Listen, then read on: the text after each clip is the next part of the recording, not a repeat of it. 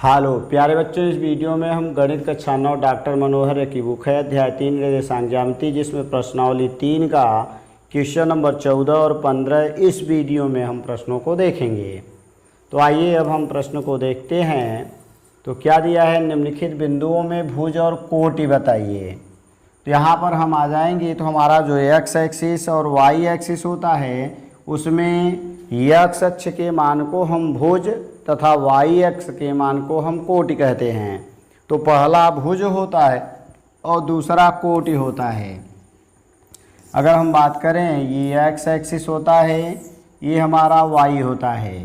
तो यहाँ पर जो मान होता है वह एक्स का मान और ऊपर मान जो होता है वाई का मान होता है।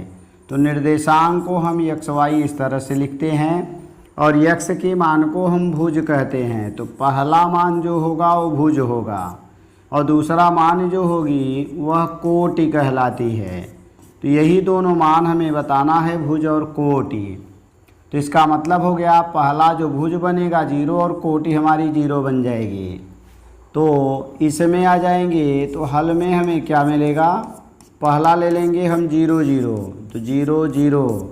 यहाँ पर आएंगे तो लिखेंगे भुज, भुज हमें 0 मिला और दूसरा हम आ जाएंगे कोटि, तो कोटि भी हमें दूसरा मान 0 मिल जाएगा।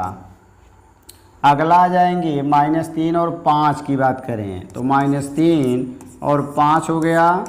तो यक्स का मान यानी भुज जो है हमारा, ये भुज बनेगा -3 और जो कोटि बनेगी तो कोटि वाई का मान होगा और वाई का मान हमें 5 मिल जाएगा।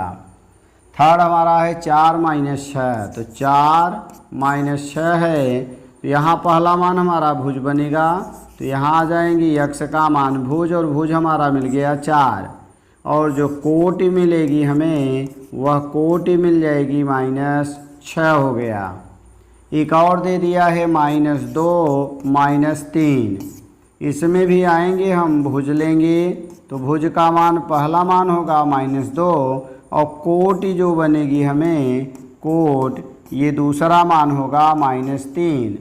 बाकी आगे हम इकाई लिख सकते हैं, तो सब में हम इकाई लिख देंगे, यही हमारा आंसर बन जाएगा क्वेश्चन नंबर 14 यानी 14 का।